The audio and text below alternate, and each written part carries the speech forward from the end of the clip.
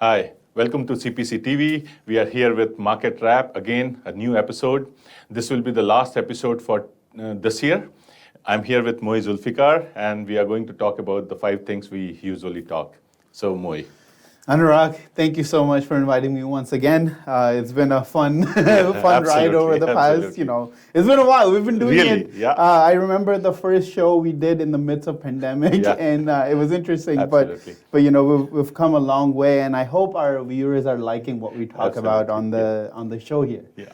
Let's go into my 5 things that I talk about. So the first thing I want to talk about is the pandemic. I say take yourself back to March 2020, right? Back in that time, Canada was reporting 1,000 cases maximum. As a whole. Yeah. Ontario, where we are located, we were 110, 130, 200. Testing was low and everything, but the fear was so significant that I remember when I came into your door for the first time, you wouldn't shake hands. Yeah, absolutely. Right? Yeah. So now, Ontario alone is reporting 10,000 cases a day. Yeah. Their system is backlogged. They can't test enough. Absolutely. And we're not scared. Yeah. That to me is something real. that it's so true. Human nature, you call it, or whatever you want to call it. But let's come back to the reality. So pandemic is as strong as it was before. Yeah. Case counts are increasing.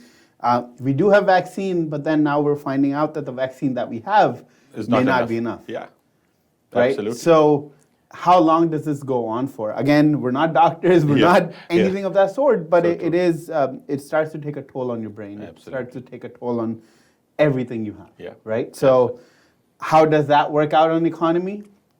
Again, March 2022, and this would be my second thing, right? March 2020, everything shut down. It felt like economy collapsed, right? I was talking to some friends who also run businesses, and you can also attest to it too as well. Absolutely. 2009, your business declined by 40%. Absolutely. In March 2020, your business went to 0. Yeah. Right? So there was a huge difference. But now what has happened, government support, central banks, and everybody you can possibly imagine has thrown in so much money into the system that you are, it almost feels like that the pandemic problems are gone. Yeah. On December 23rd, Stats Canada reported that the Canadian economy grew by 0.8%. Yeah. If I can look at my numbers, I just don't want to, I don't want to say any wrong number. 0.8% in October. Yeah. And then they revised their September estimates to 0.2%. So Canadian economy is growing at over 5%. Bank of Canada expected it to grow at 4.5%. Yeah. So Canadian economy is shooting through the roof. So it's looking good. We haven't had that sort of a growth rate in a while. Right? So 2-3%. Yeah. Maximum. So it's kind of like miraculous if you think about it.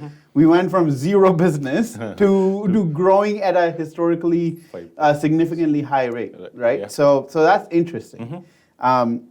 Combined with pandemic, is it even happening? In mind, I personally think in mind it's not happening. Yeah. But in reality, it is happening. The numbers are increasing, and I hope we don't get into a situation where hospitalizations goes really high. Go high.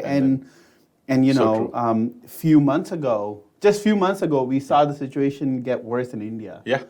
Right? It was a Delta variant that took India it was very hard. Very hard. And what's happening in the West now, the East, if you think about it, divide the world in East and West, East is not facing that big. A big of a outbreak versus West. Yeah. Now you have to ask, could we see an event like India in the West? My God, yeah. Right? And does that mean we go into more lockdowns, shutdowns, and things like that? And with that, I just want overall view of economy, Canadian or U.S. economy, what's happening is flight cancellations all over the place because crews are getting sick. Yeah. Right? I heard news on the way here. I'm forgetting the name of the retailer, but they are literally shutting down their doors because they don't want their employees to get sick. right? Government is helping, everything is happening, but the pandemic is as strong as it was. Yeah. If not stronger, but in our mind, we've lost it. So I hope we don't get into a situation like what happened in India, and there is no economic shock. Yeah, and there is no guard for yourself, right? To just save yourself from pandemic. Right. You need to think about it. Right. The numbers are really very high. Right. Yeah. Numbers are high, and the idea that we've talked about this before as well. Do you really want to get this virus? We don't know how this works out in the long term, right? That's right. So I hope our viewers are are somewhat careful this holiday About season this. at the end of the year. Just be careful. Take care of yourself. Take care of people around you, and then go from there, right? Yeah. So now for my third point, I want to dig a little bit deeper into immigration. Canada has been one of those countries that have really, really, really worked on its immigration, and it has invited a lot of people over. And over the past decade or so, the people born outside of Canada are starting to make a bigger portion of the Canadian job market because Canada we have a population problem, and Canada is solving it with immigration. Yeah. Here's an interesting part. In 2021, Canada took in 401,000 immigrants. That was the highest on record since 1913 or something ridiculous, right? Yeah. So it's amazing. Last year, we were talking in the summer, if you remember, how Canadian immigration rate dropped. Yeah. And now we're hitting, all-time highs. All-time high, yeah. And I don't think it's stopping anytime soon, right? Yeah. And that's something that, is it good or is it bad, right? Because immigration, what kind of immigration it is. So in 2021, what happened is a lot of immigration was for people who were here already. So the government gave them permanent residences and things like that, right? So that's great. Immigrants come in, they bring in a lot of resources, a lot of knowledge, and a lot of expertise with them. So Canada, in the long term, in my personal opinion, immigration will benefit significantly. Right? Yeah. But now I want to talk about my fourth thing and immigration at the same time. Immigration and housing. Yeah. Major. And that's something that we have significant amount of immigrants coming in. Great. I highly like that because that gives Canada a very competitive edge that a lot of countries in the West may not have. Yeah. Right? So we're taking immigrants, but what's happening is housing affordability and housing in Canada is significantly lagging. According to a report by RBC, housing affordability hit 31-year low this year. Absolutely. Right? I can vouch for. Right? Yeah. Home prices are skyrocketing like there is no tomorrow. Oh, yeah. We've talked about this over and over again. Yeah. You drive down the street, every house is sold over asking. Oh, yes. People are speculating, significantly speculating. I personally know people who own 3 houses now, right? And over the past 2 years, they have, all they've done is take out equity from their house and buy another house, rent it out, buy another house, because the flow of immigration in Canada is so high that they can afford to charge higher rent, and they can just do all sort of things. Yeah. This is a major problem that I don't think that the government realizes. I think they realize, but they don't want to do anything about it. Yeah. I want to put this point. 2.5% commission. Right. The government has to look into this. Right. It's actually 5%. Yeah, so that's why. Yeah. Imagine when the houses were at 200,000, the 5% makes some sense. Makes sense, yeah. The houses has gone to 1 million. Yeah. And the 5% is exorbitantly high. Right. In my opinion, if you start looking at the commissions which are being paid, which will de-escalate the pricing war. And also there should not be any blind bidding. Yeah. These two things need to stop as quickly as they can. And if they don't stop it, it's what I personally think, and I'm a 32-year-old person in Canada. Yeah. I have a relatively okay job. My wife works. When we go out to buy a house, it was becoming, we have savings. We were able, and I had previously sold my house, or like when we went to go buy a house, Yeah. it really took an impact. Absolutely. Right? Yeah. People in my situation Yeah. who are just starting out, Think about they it. cannot afford a house. Afford to house. I know so many friends who are literally living with their parents because rent is too high. Yeah. So they're living with their parents to save money to buy a house. I don't know what cities are doing. I don't know what provincial government is doing. I have no idea what federal government is doing. Yeah. They say we're investing in affordable housing. Where is affordable housing? Where is? I mean, I understand, yes, there is government housing. I get all of that, but it's not fast enough. Absolutely. The cities really need to get on this. Yeah. They need to expand or, go vertical. Like, start building them higher. Higher, yeah. Because the longer this goes, the bigger the problems. Because think about the crash. Don't think about the pricing right now. Right. How those people who have bought at that higher price can sustain. Right. And then the interest rate will not be the same. Right. It cannot be the same. And now I'm coming back to my fifth point, right? Yeah. So remember, our economy is hot. Yeah. Pandemic is going on. Yeah. Housing is hot, and immigration is hot. Yeah. So before I go into any details, in my fifth point, I want to talk about a little bit more on housing. Yeah. Until summer of this year, in 2021, everybody was like, housing market is going to cool in 2022. Yeah. Right now, estimates are different. Yeah. We're seeing that the housing market is going to go up another 11%. Absolutely. This is after 20% increase, we want to go another 11%. You know what that means? Let's do simple math. Yeah. If you had a $1 million home, right? It goes up 20%. 1.2. You're at 1.2 million. Yeah. But you're thinking it went up. Now, if I am a buyer, I'd have to come up with 20% more savings. Yeah. I can't save 20% more. In a year. How? Nobody. Nobody. Average person cannot do that. Nobody. Right? Yeah. So now all of a sudden, if I had started to buy a house in January of 2021, I'll have to come up with 20% more money. And then next year, I'll have to come up with another 11% more. 11% more, yeah. My income is not increasing. That much. My income is nobody. I can guarantee it's not increasing, right? So what happens over time? What's going to happen? Yeah. And this is, I really think this is something that it becomes a national crisis. Governments are failing at it, and I just hope we don't get into a situation. I don't know why the government is not proactive in this field. I'm really because and this is this is a controversial statement, right?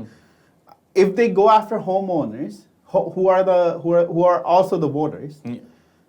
We've talked about this. It is not very good thing about only politics, but you need to understand it's a long-term impact. Houses are not for a day or a year or a 2 year. It's a long-term investment when somebody puts all his life's saving in Canada. Housing are becoming a an commodity. investment. Yeah, commodity. And, no, it should not be. Vast majority of the people are actually relying all their retirement on their house. Yeah. And that's so many real estate agents, so many real estate brokers, so many. I can't even say, and don't compare with US. Yeah. Please, we're different. Please. My friend, he owned a house for 450,000, big house. Right. Sold it for 480 after 18 years. Right.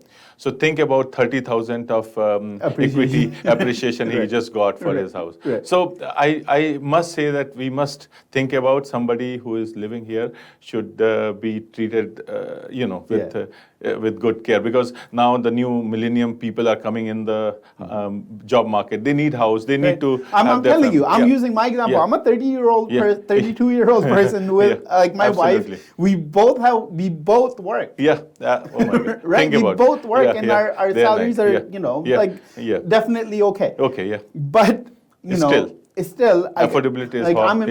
I'm imagining someone my age who's alone by themselves, or they're just starting out. They can't afford it. Yeah, absolutely. I was one of the fortunate enough to buy a house a little bit earlier.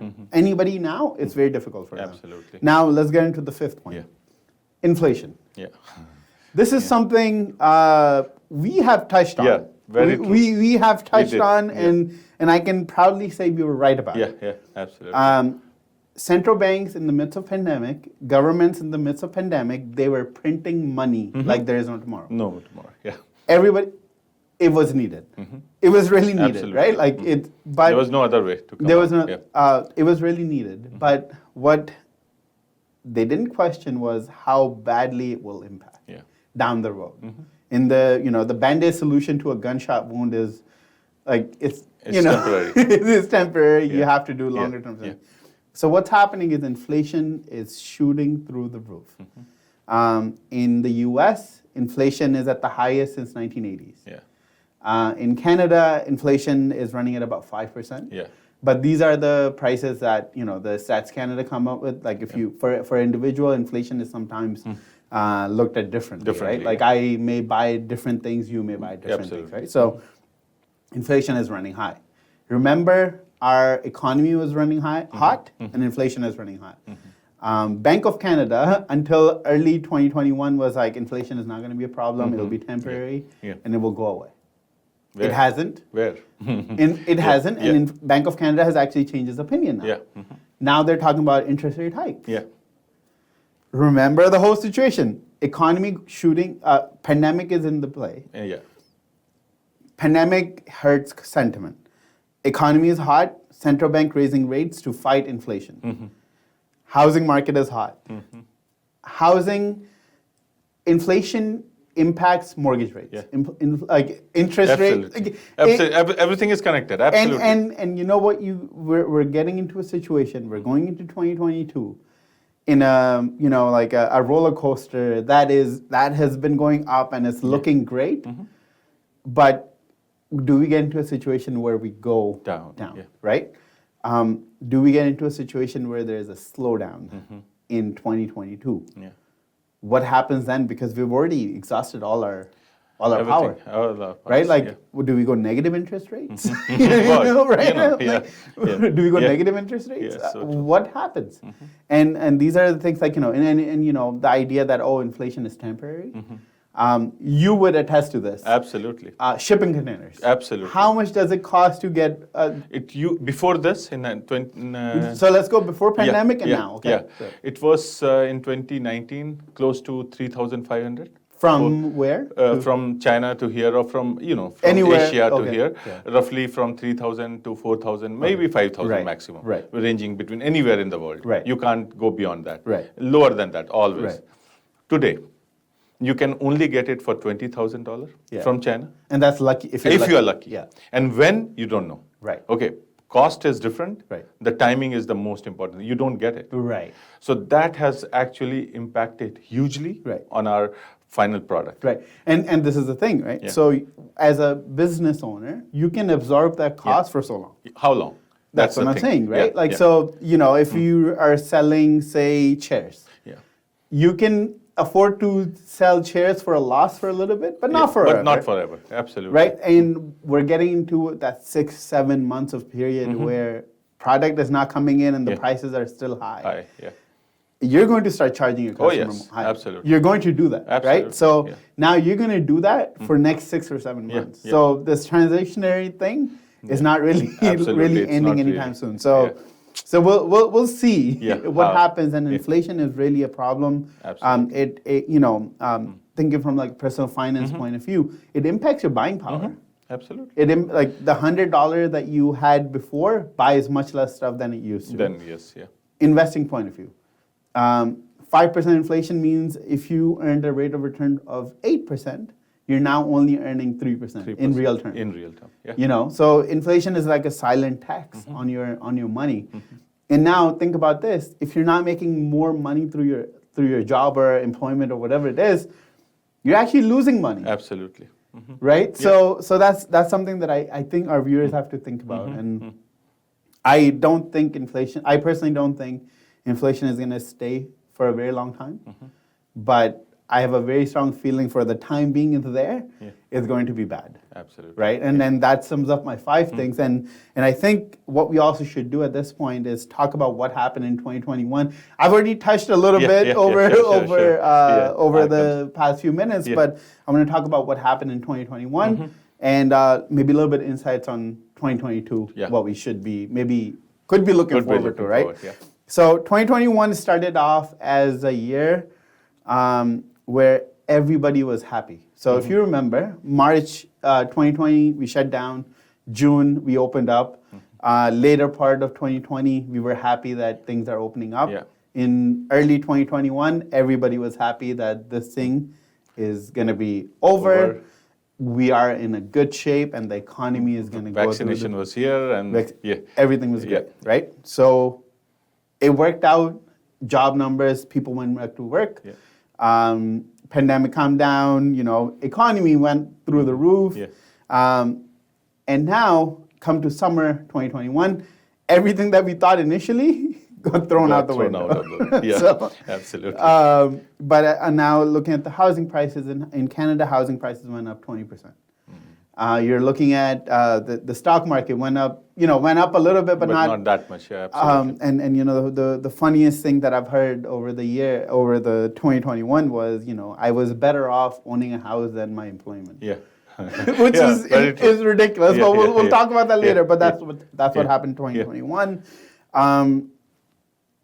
We had a central bank that flip-flopped. That went from nothing is going to happen, we're okay, to I think we're heading for a problem, and they're actually talking about inflation being a problem. They're raising rates. Absolutely.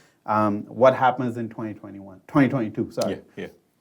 2022, I think we could be in for a slowdown.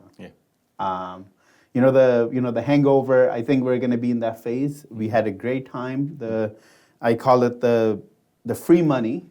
Created an illusion that everything was great. Absolutely. But 2022, housing affordability is horrible. And in Canada, housing affordability is horrible. Inflation is through the roof. Incomes are not increasing. What does that do? That hurts sentiment. Absolutely. Right? And if that sentiment turns into people not buying things, we're in a problem. We're in a problem. I don't want to end on a very pessimistic note with this, but I personally feel there are troubles ahead.